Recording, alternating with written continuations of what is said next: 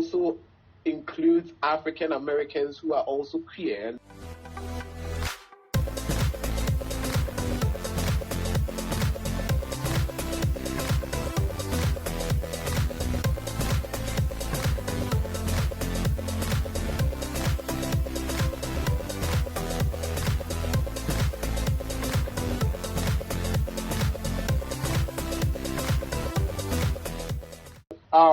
So your organization created a virtual pride?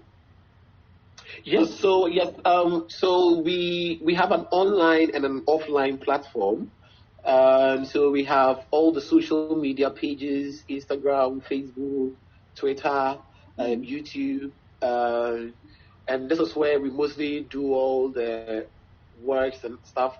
And then of course WhatsApp, but WhatsApp is more active because we easily engage with ourselves on this WhatsApp page. But apart from the online platforms, we also do offline events and activities and initiatives.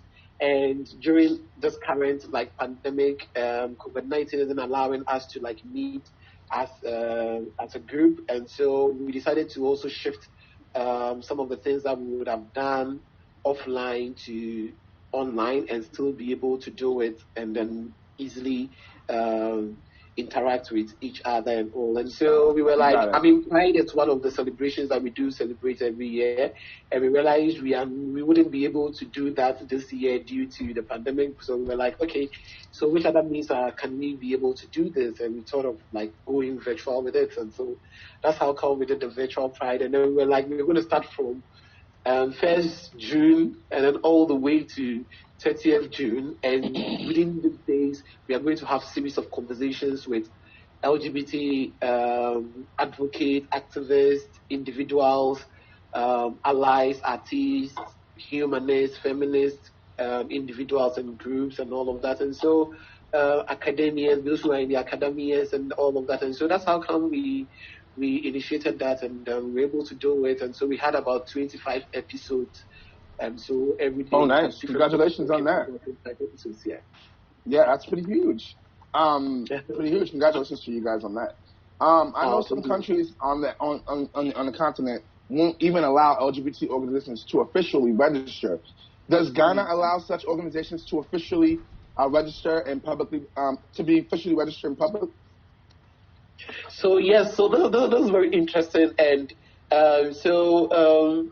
some organizations have registered and they are working in area of LGBT, but then their registration, they didn't go boldly as an LGBT human rights organization whatsoever, and so they go with a disguised name like Human Rights Organization for Vulnerable Groups, and there are those who have also gone in the name of health rights and all of that. So interesting enough, we haven't registered yet as a legal entity, so we are in the process of doing that.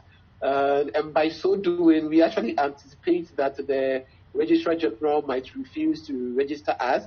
That is because there was somebody who tried to register his pageant as a male pageant, and the Registrar General asked him to change the name and whatever it's done because in a way he is trying to promote homosexuality whatsoever. And so they didn't register him with the idea of a male pageant. So clearly when you go in the name of LGBT human rights organization or advocate group or whatever, they might refuse to register. But then of course this hasn't been tested yet, to which we are going to do that. We are in the process of doing that. Hopefully before the end of this month, we should be able to submit our registration forms and everything. And if they do refuse to register us, then we might seek legal redress. So we are seeking litigation process to actually challenge their idea of not wanting to register us, because clearly the laws in Ghana here allows individuals to have the right to freedom of association, and so by not registering someone, so you are also denying the person the freedom of association. So there is still the typical Ghanaian attitude and the sentiments and emotions around LGBT, and so sometimes they carry the same emotions and sentiments to their work and to their workplaces, and so there is a high probability and possibility of they using that same sentiment to say, no, they are not going to register as LGBT human rights advocacy group or activism group. And so once that is done, then we're going to seek the legal process. But for now, there hasn't been any organization that has officially registered clearly as an LGBT organization. Got it. Well, it's in the works, so keep putting it out there and keep doing your thing, and hopefully, you cross those barriers. I'll just Thank you. Of course, you're welcome. Our friend Matthew was recently arrested and abused by the officers in Nigeria before being let go. Afterwards, he still went to the beach to relax and take photos as he originally planned. He's truly a strong man, so shout out to you, Matthew. So Aaron, our show producer, he attempted to web date a dude in Accra, and the dude kept strongly claiming that the LGBT life in Ghana is much better than in Nigeria. How does this truth, is there any truth in this statement when it comes to this? Yes, I would say yes, the LGBT life in Ghana is much better than in Nigeria. That is because in Ghana there are no laws that criminalize anybody for being LGBT. Like, there is clearly no law that says that you can criminalize somebody for saying I am gay or bisexual or transgender or intersex or queer or whatsoever. Like I said earlier, the only law that criminalize mostly gay men is the Section 104 of a criminal code that says unnatural carnal knowledge.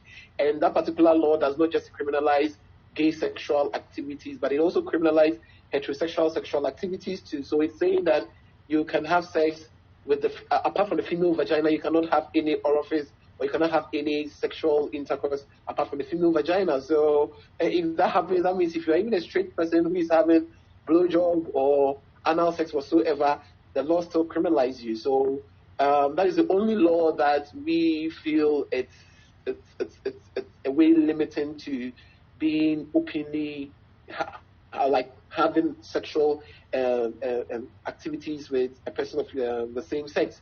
So apart from that law, the rest is just religious ideas and sentiments around LGBT, But then in Nigeria, there are laws that clearly criminalize someone for being LGBT, So in Ghana, you can, as a matter of fact, you can be walking on the street whatsoever and flaunt your hands, whatever, on the streets. You can hold somebody's hands or whatever, but they will just look at you and then just not mind you whatsoever, like, But then there are certain areas where sometimes this attitude the people might want to attack because then those areas are very close knit, But then there are also some areas in Ghana where you can just walk freely, openly, and nobody cares or nobody gives. Got it.